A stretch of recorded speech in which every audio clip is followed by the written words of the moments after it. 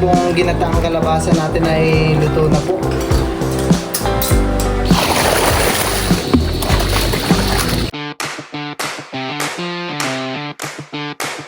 Hello guys!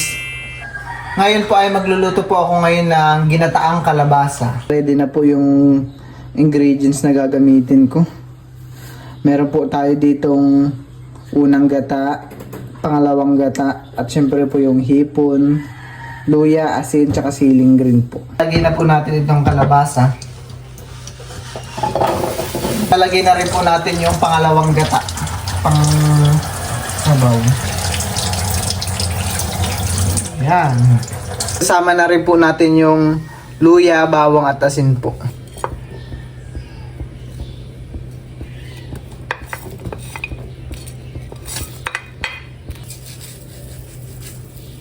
Pati ito rin pong sahog nating hipong sipitan. Ayan. Dami po nating sahog.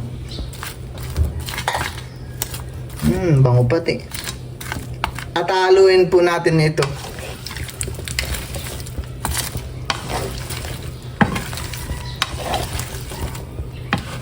Wow. Parang nangingibabaw po yung amoy ng hipon.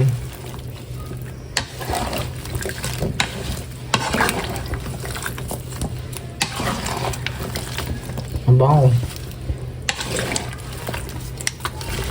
Ito po palang hipon ay di na po namin natanggalan ng sipit. At yan naman po ay malambot din.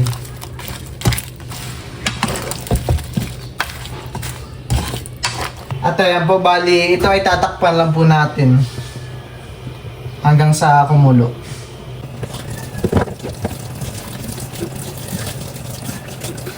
Kumukulo na po yung aking niluluto. Bango. Ito po ang aking niluluto ay hahaluin ko lang po.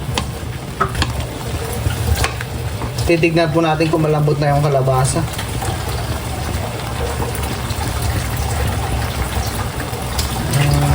Matugas pa. Babalikan na lang po ulit natin mamaya. Pinagsapaw na po ni Milot ng pagkain si Teo. Dito ko na lang inilagay at may sinaing naman, honey. Akin na lang po parang isinabay ma-steam dito. siya. Tapos pinaglaga ko rin si Teo ng itlog. Para kalabasa din ang ulam po ni Teo. Itong itlog ay maya-maya. Madabilis lang pating madurog na, honey. Lalagyan ko pa ito ng gatas. Yun. Tayo po ay meron na ding sinaing. Ibubuhos ko na po. Pampalapot din po. Ayan. Parang nag-ibang kulay ng sabaw. Naging yellowish. Haluin na po natin ang bahagya.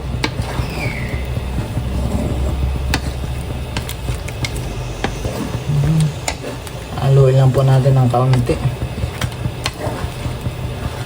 Para baka madurog po kasi ang kalabasa eh. Ayan po. Ayan guys, bali ito pong ginataang kalabasa natin ay luto na po. Pwede na po itong ulamin. Pwede na rin po kayong kumuha. Ayan. At ako'y maghahain na rin po. Ako'y maglalagay na sa mga hawong ng ulam.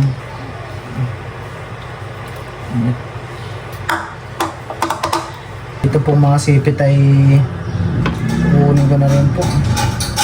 Diyan at pinapakain ko na po si Teo ng kalabasa. Ito po ay meron din pong egg yolk. Sarap!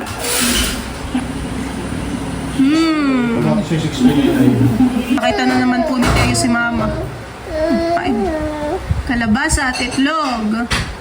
Pampalino ng mata at pampabilog. Kasama? Ay, sarap! Sarap naman po! Kami po ay kakain na. God's prime Father, this is God is spoken. Lord, take for this food, bless it our body, nourish it and sweet. Amen. Malakit naman yung kalabasa, Milot. Parang malagkit po.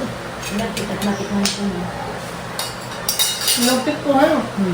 Kain na Kim. Hindi, kain. Pinagkalabasa ko po si Bulat, natikman ko po yung ikinagin ko sa nakaw. Sarap. Ay, buti naman maligat din tong kalabasa.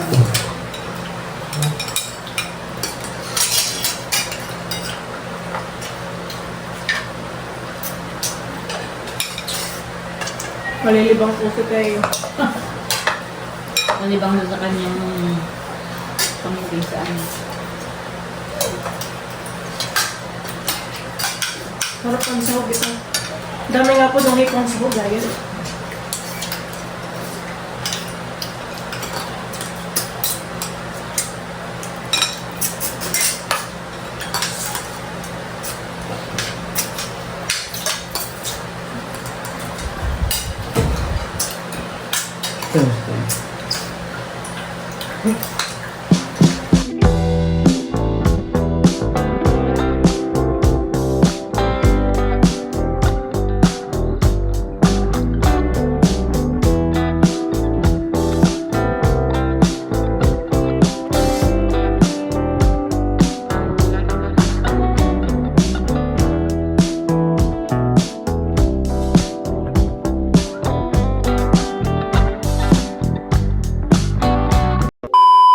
Guys, bali may mga bata pong naglalaro dito.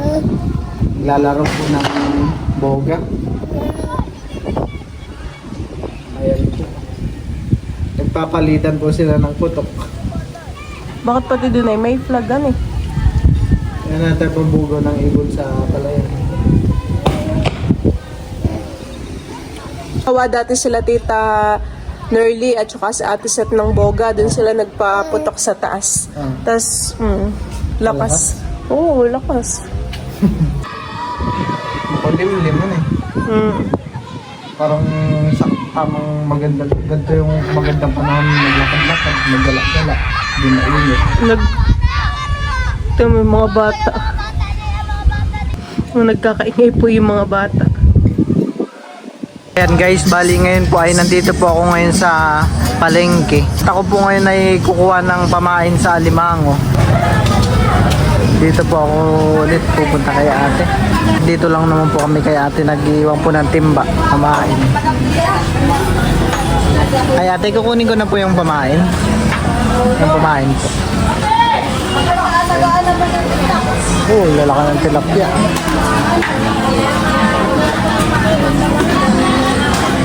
Cecil, meron din po pala ditong salmon. Laki ng tilapia.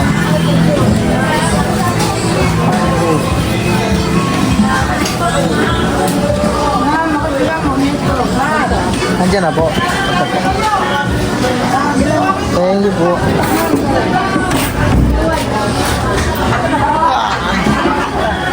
Ayan po, bali ako po iuwi na rin po kaagad. At nakakuha ko na po yung pamain. At ganito po yung pagka-ayos ko ng timba sa motor para mahigpit din po ang pagkakalagay. Di po gaano mapigtas. Dito na po ako ngayon sa fish pond. At dala ko na rin po yung mga ipapakain ko sa Alimango. Nandito na rin po sila kulog at si pulot. Nakuha ko pong pamain ngayon ay kakaunti lang. Yung pagkukuha po ng pamain ay minsan po ay kakaunti, minsan po ay madami. Pero isa lang naman din po ang bayad nun kung kaunti man o marami ho. Pero ngayon ho ay kalahating timba lang ho yung naipon. Marami pa ako naririnig na pauwi na bangka. Pag ganun, papunta po sa daungan.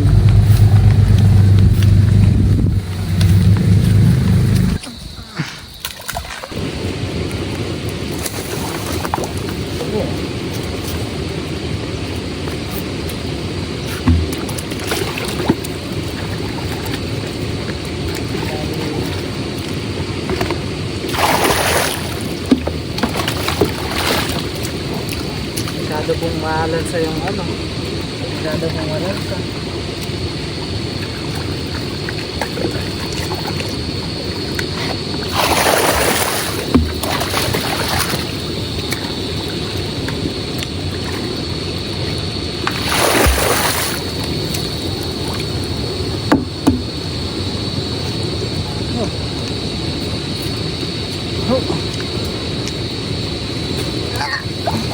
Hugasan ko na po. Tanggal po agad ng lansa. Ayun, mga manok. At itong mga manok rin po ay di ko na rin po ito papakainin. Gawa po ng napakain na po ng papa. Ito daw po ay busog na po ng nagudguran ng niyog. Malakas po ang pasok ng tubig. Ayan po. Kaya po pala ay magsasabon po muna talaga ng kamay. At palansa po talaga ang pagkain ng alimango.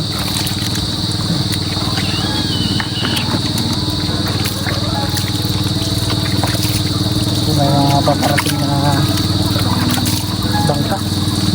Ayan po yung mga pauwi na bangka. Ayan po, para po may mga dala po silang galon. Oh, high tide ho naman talaga. Parang po yung mga dumadaang pong bangka may mga dalang galon. Hindi po kaya bibili ng dito kaya sila bumibili ng diesel, or ako po'y gagabihin na dito sa fish pond.